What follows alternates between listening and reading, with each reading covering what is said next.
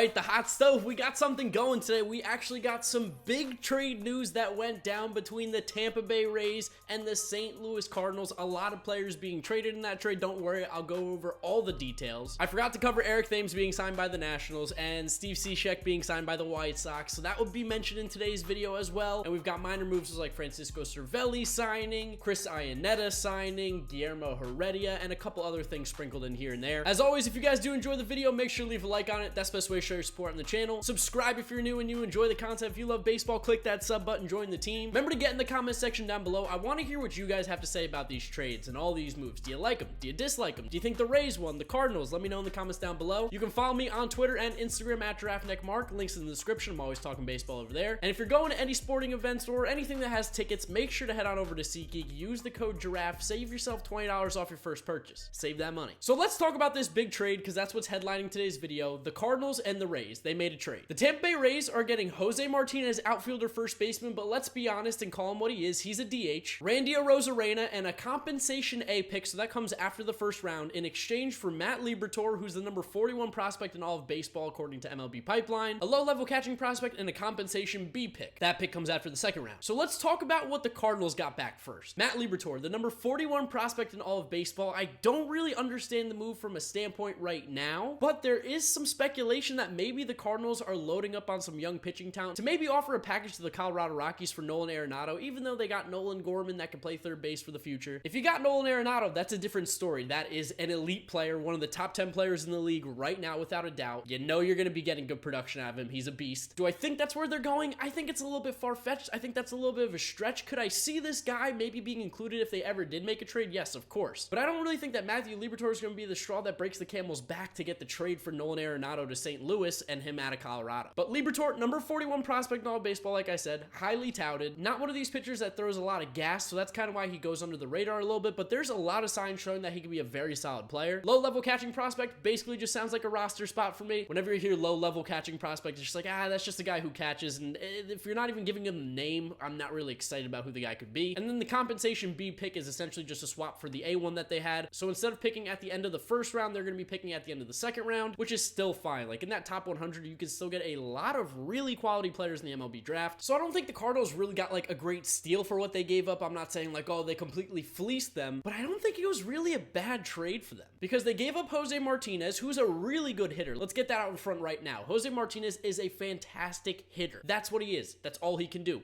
Can't really play first base, and that's his better position. He definitely can't play the outfield. He looks lost out there. But with the bat and swinging it, he is pretty solid. He is a perfect DH, and I think he'll fit in really nice in that lineup in Tampa Bay. Like, that was a great pickup from the batting standpoint. Like, Jose Martinez can definitely hit. Last year, not a great year, but he wasn't getting a lot of playing time. He sat towards the end of the year a lot. He only played in 128 games, 334 at-bats with 10 homers, 13 doubles, 42 RBIs, a slash line of 269, 340, 410, and 751, which was a career low. But the previous two seasons, he had OPSs above 800, batting averages above 300, slugging percentage approaching 500. He was an extra base hit machine. That's what he's good at. He's good at hitting. That's it. That's the only position that he can play is DH and maybe first base on the occasional day, but he's there to hit. Randy Arozarena, not crazy about this guy. He feels like a fourth or fifth outfielder at best. He's a speedy guy. They use it for pitch running a bunch, but I don't see a lot of potential value out of Randy Arozarena. Maybe just some depth out there in the outfield, better defense. He's not going to be their starter anyway. One of the biggest pieces of this trade is getting that compensation A pick that comes at the end of the first round, which is usually going to fall inside the first 40 picks, but that's huge. You get another first round pick. You have a chance to bolster that farm system even more than it already is, which is part of the reason why they probably traded Liberatore, because that farm system for the Rays is loaded. They're not really going to miss him, and they had a chance to go get a big bat in Jose Martinez, go get some depth in Randy Arozarena, and move up in the draft next season, grabbing a first round compensation pick. Overall, who do I think won this trade? I'm not sure. The Rays are getting guys that are going to make an impact for them right now, and I obviously love doing that kind of stuff. I know you gave up Liberatore, but he's not going to be up for a couple years. You get a chance to go get a good bat with Jose Martinez. You get some depth with Randy Arozarena. I'm okay with the move. I thought that we were going to be seeing a lot bigger names, maybe a Tyler O'Neill, maybe a Harrison Bader. That's what the Baseball Insiders were talking about, but it ends up being Jose Martinez, going to the American League where he belongs. Good trade for both teams. I don't think it's world-shattering or anything crazy, but Jose Martinez is a nice pickup, and if the Cardinals can use Matthew Liberatore, package him in another deal to go get another star on that team, that's a huge move. It's just, I don't know. It was a weird trade.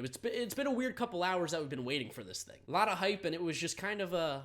Like I said, there's more players to cover. I missed a few yesterday, so let's start talking about them now. Let's talk about the bigger one, which is going to be Steve Cishek signing with the Chicago White Sox, which is a fantastic signing by them. Really under the radar move, and it surprised me that a lot of teams weren't more interested in going after Steve Cishek. I mean, he had a pretty decent year last year, and he has shown in the past that he can be a really solid reliever. White Sox got a really good player in him. The contract is 1 year, $6 million for the season with an option to make it $12 million for the second year. Well, a total of $12 million, so probably another $6 million again. Like, that's a really good contract. That's really safe. We've seen what relievers have gotten paid in the past. That's not ridiculous at all. Dellin Betances, who didn't pitch in 2019, is coming off some pretty big injuries, just got $10 million a year. Steve Cishek at $6 million is a really good pickup. Last year in 2019, he had a 2.95 ERA in 70 appearances with the Chicago Cubs, pitching in 64 innings. A whip at 1.203, struck out 57 batters, walking 27, giving up only 7 home runs. Prior year, fantastic with the Cubs as well. 80 appearances, 2.18 ERA, 70 innings pitched, whip hovering right around 1 at 1.038. Strikeouts were up, walks were down, the home runs were down, and the hits were down. For his career, he has a 2.69 ERA, nice, a K per 9 of over 9, averages more than a strikeout per inning. The walks, they can be a bit of an issue, but you're going to get that with a guy who throws all herky-jerky submarine like he does. But his stuff is really good, and he just gets results done. He doesn't give up a lot of runs, doesn't give up a lot of hits. Cishek is a really solid reliever, and for the White Sox, who are definitely going to need some help in that bullpen, because of course the starting rotation isn't the strongest. You got Lucas Giolito, and that's pretty much about it. Well, and Dallas Keuchel, I forgot he was there, so they got 2 guys. They need to make sure that that bullpen and the back end of the game gets locked down when they do get a lead, because they're not sure how many times they're going to be able to keep it, because you still got big question marks in Reynaldo Lopez. Michael Kopech's coming back from a huge injury. He's not going to be an ace automatically. Gio Gonzalez still, he's a little iffy. He wasn't great last year. That starting rotation's still up in the air, but you add another arm in the bullpen, that's a huge plus. Offense is set. They address the pitching a little bit more. It's a good move. Another move to talk about is the Miami Marlins signing Francisco Cervelli to a 1-year, $2 million contract, and that actually happened today, so that wasn't missed yesterday. I actually got it at the right time. Not a huge move. It's going to be a backup guy there, because of course Jorge Alfaro is their starting catcher. They traded for him in the JT Realmuto trade, and he had a pretty decent season last year. He's still young. I'm a believer in Jorge Alfaro, so I think Cervelli is just there for backup. He's there as some depth because he is a pretty decent catcher. He's had a nice little career. He's not really able to do the everyday grind that a catcher needs to be able to handle during a season, but you play him in 80, 90 games a year, bring him in at the end of the games, maybe for a defensive replacement even. I think Francisco Cervelli can be really effective for the Marlins. Just stay away from his head. Please don't get hit in the head, Francisco, because we know he has back concussions. We want to keep that guy healthy, even if he is on the Marlins. I missed this one yesterday, but I forgot to include Eric Thames in the group of players that the Washington Nationals signed, because of course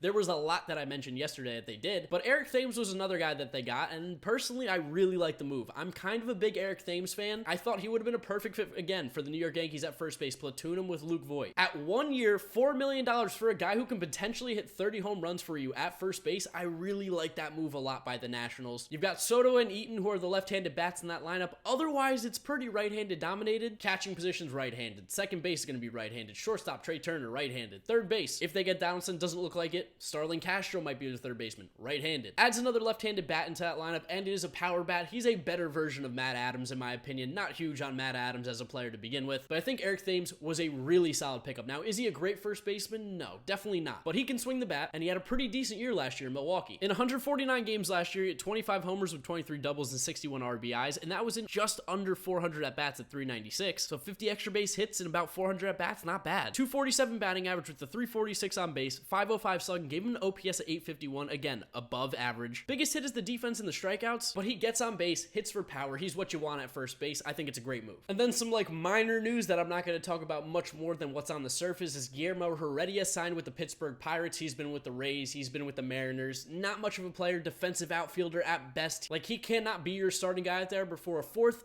5th option. He's not too bad off the bench. And then the Yankees also signed Chris Iannetta to a minor league contract. He might try to maybe work to be their backup catcher, although they are high on Kyle Higashioka. Iannetta still has a shot, though, to win that backup position because obviously no one's taking the starting spot from Gary. As terrible as he is defensively, that bat is what keeps him in the lineup every day. And Iannetta, I mean, like, as a backup, it works. You're not going to get a whole lot out of him offensively, but as a backup, it's not that big of a deal. Again, kind of like the Francisco Cervelli thing, just could give you possibly a little more security back there. And even then, it's probably going to be Kyle Higashioka as the backup. They're big on him in the Yankees. So that's pretty much it for the news today. We had a lot of stuff to cover. What did you think about the Cardinals and the Rays trade? Who do you think won that? I would love to hear what you guys have to say down below in the comments. Did you like it? Did you dislike it? Remember to leave a like on the video if you did enjoy it. That's the best way to show your support. As well as subscribe if you're new and you enjoy the content. If you love baseball, click that sub button, join the team. Remember, you can follow me on Twitter and Instagram at GiraffeNeckMarc. Links in the description. Always talking baseball over there. And that's where I'm going to wrap up today's video. You guys know the drill. YouTube recommends you watch this video right here, as well as this is my most recent upload. So click through those if you have not yet seen them. Thank you so much for watching my video again today, guys. I appreciate you, and I'll see you all tomorrow, hopefully for some more news or just another video. Bye.